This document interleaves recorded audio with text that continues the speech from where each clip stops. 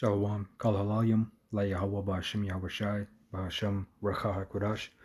Double honors to the apostles of Great Millstone, who I learned this truth from, who rule well, and salutations and blessings to you 144,000 and the 1/3 brothers and sisters that take heed. All right, and this lesson is going to deal with the brotherhood, right? The spirit in Israel, right? A lot of things are coming up on how to deal with brothers and the brotherhood and what's really important, setting aside your ego and your pride and your feelings, right, for the sake of the brotherhood. So this is Ecclesiasticus 25:1. In three things I was beautified and stood up beautiful both before the Most High and men: the unity of brethren, the love of neighbors, a man and a wife that agree together. All right, now we're going to get that in the NLT as well. Right, it says, there are three things in which I take special delight, things that are beautiful to the Lord and people alike: brothers who get along with each other, neighbors who are friends, and a married couple who are happy together. Right, and in those three things, the Lord takes delight as well. So brethren that get along together, right? Not everybody's going to be buddy-buddy. And furthermore, I'll say this truth is not about really being buddy-buddy and being best friends, as you hear sometimes Apostle Tahar mention and the other apostles. But this is a body, and you need to have that common courtesy and etiquette of pretty much not being malicious towards your brethren, right? Not being, of course, wicked and a tyrant if you're in a authoritative position. And being a brother, meaning rebuking when necessary, and otherwise being kind to the brethren, right? Now, certain brothers, they will be perceived as assholes. That's just how it goes, man.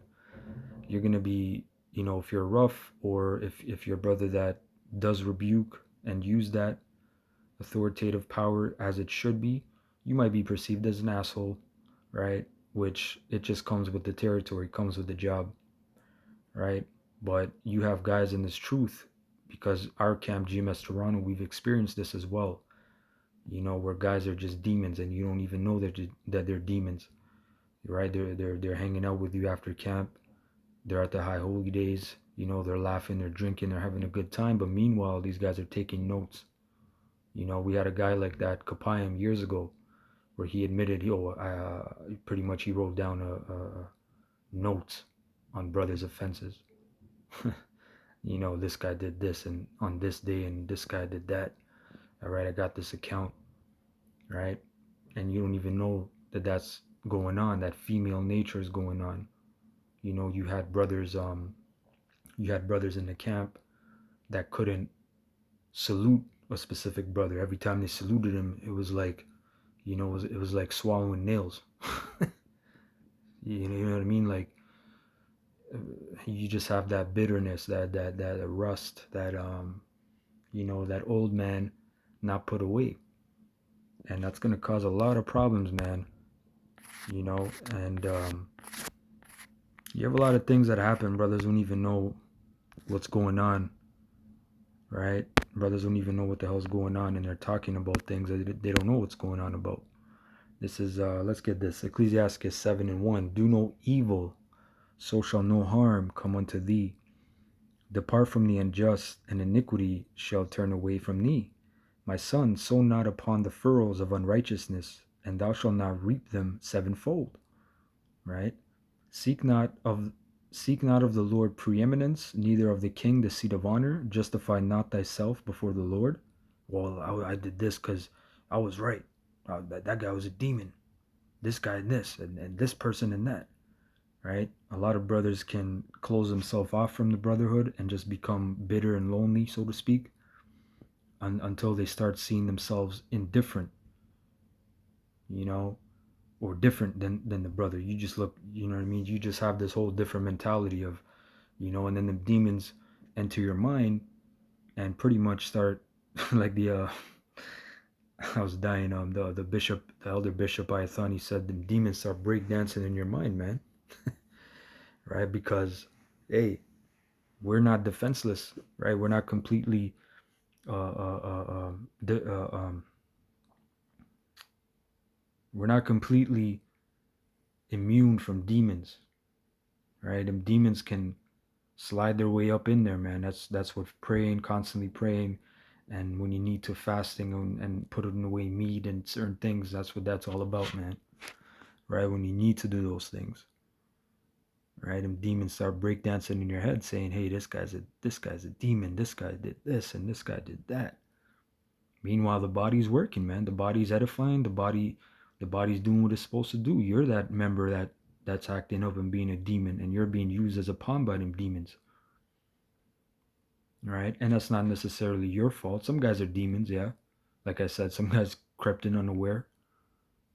They're unaware, and we're unaware that they're demon until it's time for them to be activated, right? But some guys get turned into that, meaning the demons start working on you day by day, week by week, month by month, until it's like, oh shit, I'm in this situation where I'm having these evil thoughts about the apostles, or I'm having these evil thoughts about a brother or brothers, you know? So you got to keep an eye on that as well, all right?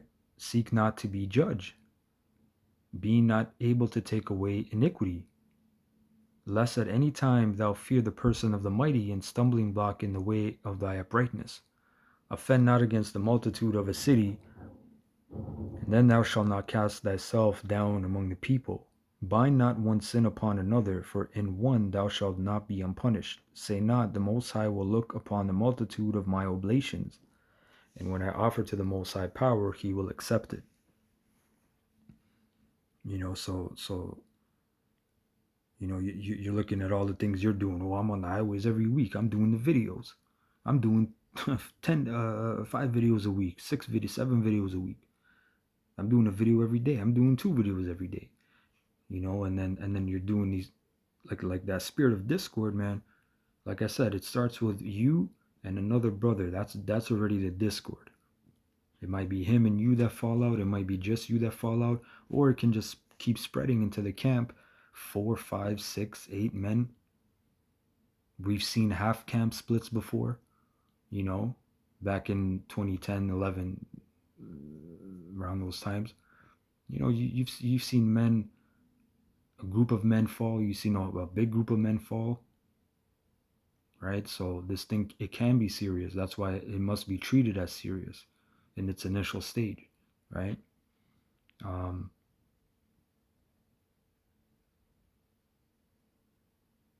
Verse 10, be not faint-hearted when thou makest thy prayer, and neglect not to give alms. Laugh no man to scorn in the bitterness of his soul, for there is one which humbleth and exalteth. Devise not a lie against thy brother, neither do the like to thy friend. Right? So that's a thing that people do as well, man. Make up things after the fact. You know? So guys talk shit after the fact that they leave, but all these grievances that they had, they never brought it up once. We had councils and different things and conversations, but guys never bring it up. It's only after on video they air it out, in a 3-hour video, 4-hour grievance video, decreeing the injustices that you went through.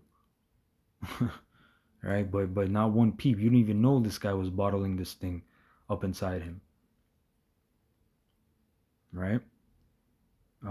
Use not to make any manner of lie, for the custom thereof is not good. Okay, now let me get this in the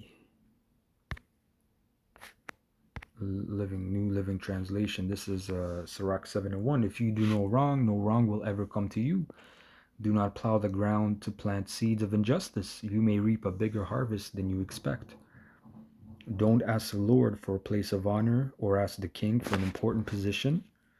Hey, guys wanting promotions, and I want to be part of the council. I want to be in the head. I want to be, in the head's position, in the head councils. What's going on there? What are those brothers talking about? you know, you may end up there, and then you're like, damn, man, this is a lot of responsibility. I got a report, I have to do this brother's asking me for this task, right? It's not glamour, man. Guys think they enter the council of elders or the council of heads, and there's like a promotion package, and here you go, here's your air miles, and here's your black visa card. All right, this is your yearly expense allowance. Here's your bonus. Nah, man. But this thing is about understanding that the Lord gave us a very high position and honor of attending to his flock until the top shepherd comes back, which is Yahushua. When Yahushua comes back, he's the shepherd of shepherds, if I can say it like that, right? We're the mini shepherds, starting with the apostles on down, and the heads of camps and the bishops, right? Those brothers are set up to watch the camps, man, to watch the flock, to report, to communicate, to rebuke, to edify, to help, and there's no seen reward, right? You never seen anybody get a reward, so to speak, but we know there's a reward. There's a spiritual reward that comes in on the part of faith.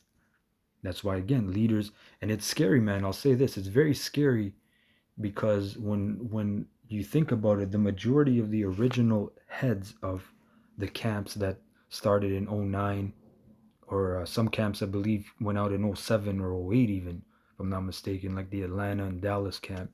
But all those original camps, right? You had the Dallas, Atlanta, California, Mississippi, Toronto. We were out there in 09. All those original camps that went out, right, back in those days, majority, if not all, those heads, they're all gone. The Lord sifted them away. That's very scary to look at. You have that second in commands pretty much as heads right now. But all those heads that were originally came out in 08, 09, they're all gone pretty much. I'm not gonna say everybody, because I don't know every camp that was out there and what the situation is, but what I'm observing, from our camp, from the Dallas camp, from now the San Francisco camp, I believe the Cali camp is intact, but pretty much a lot of those heads, that means the Lord sifted a lot. He didn't like what was going on, man, and that's something to take note of. That's a big note to take. All those guys were off. Well, they were doing things that the Lord didn't like, and they didn't, they didn't examine themselves. They didn't take a rebuke. Personally, from our camp, I can testify, and certain other brothers can testify that the ex-head of our camp, he couldn't take rebuke. He couldn't take the reproach and the shame of saying I was wrong. I fucked up. I gotta get back on the plow, right? And that's a humbling thing, man. Like if you're ahead and you gotta say, yo, I fucked up. I was wrong, brother. Salakia. I'm willing to even be demoted. I'm willing to work through.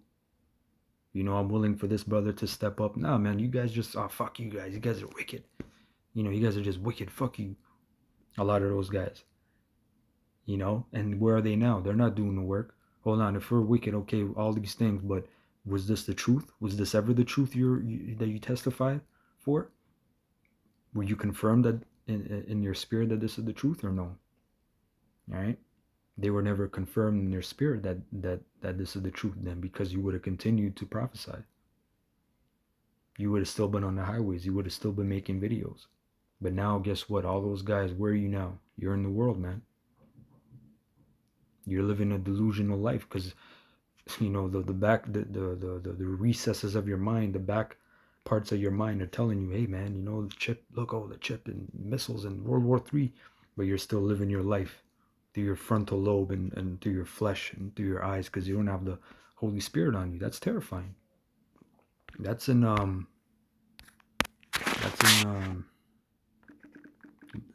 where is that? New Testament. Yeah, Philippians 3 and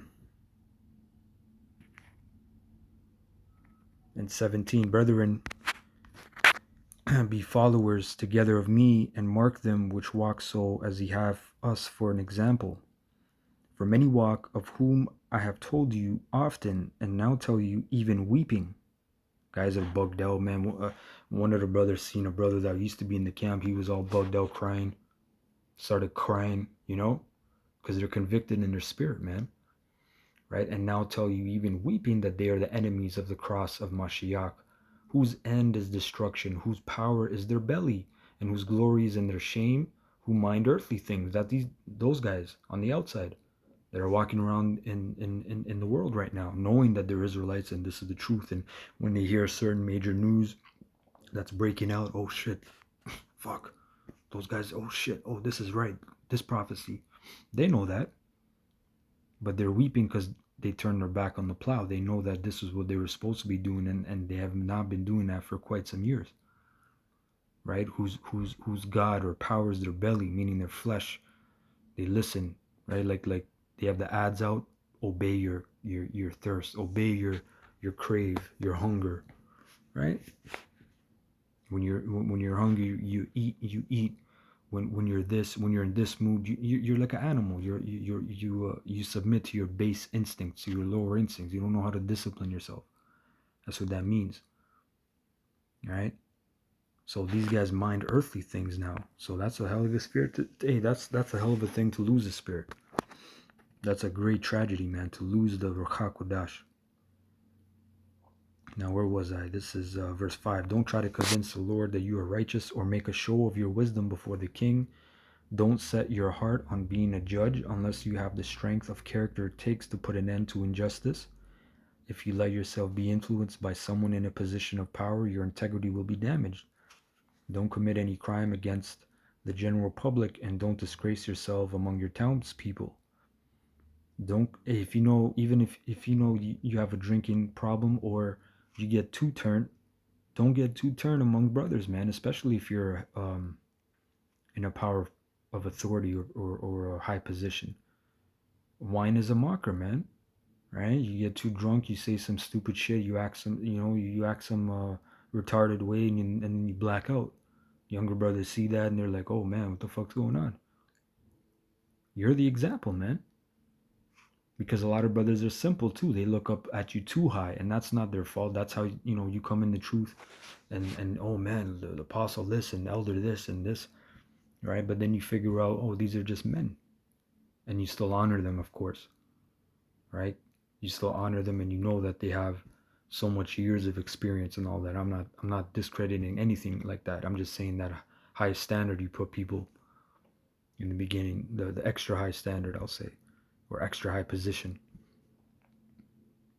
Verse 8, don't commit the same sin twice. The punishment you get the first time ought to be enough. Don't think that that God the Most High is going to take into account how very generous you are and so accept any offering you decide to make. Never get tired of praying and never miss a chance to give to the poor. Don't laugh at someone who has been humiliated. It is the Lord who humbles a person, but the Lord also raises him up again. Don't think up lies to tell about your friends. The word friend actually means brother, so it means brothers. Don't tell lies at all, it never does any good. In an official assembly, don't get up and talk a lot of nonsense. And don't repeat yourself when you pray. Alright? Now let's go back. Brethren, let me see. This is a good one. This is Sirach 40 and 24. Brethren and help are against time of trouble, but alms shall deliver more than them both. And brethren are a good thing, man. The brotherhood is a very good thing. Networking and connecting with brothers and having spiritual conversations, and then that can tie into brothers helping you out in the world with financial situations. So this thing is a great benefit, but if you're spiritually a degenerate, and you have these vices in you, man, of pride or some lust or some covetous, you got to check all those things when they come up. You got to ask yourself, am I benefiting, this situation in the brotherhood, or am I standing out with my chest puffed up, and I'm trying to feed some type of lust or ego that I have that's making me feel better in this moment. But I know that after when I go home, I'm gonna say, why did I do that? Because that's a demon. That's a spirit, and that's these mortal members, like Paul said in Romans 7. The mortal, you know, it's contradiction to the spiritual. They rub against each other, they grind, and it's a battle, it's a struggle, it's a fight. So anyway, that was pretty much it on my end. All right. I didn't bring too many scriptures out, but I hope this was edifying. And yeah, man, just you know, you gotta really be self-conscious, brothers, about how you interact with the brethren. With each brother. All right. You gotta really take into account what this thing is about. All right. Anyway, call halalim la Yahweh ba'ashem Yahushai ba'ashem Racha Hakodash. Double honors to the apostles of GMS who rule well, who I learned this truth from, and salutations and blessings to you, elect 144,000 and 1/3 brothers and few sisters that take heed in sincerity and in truth. Shalom.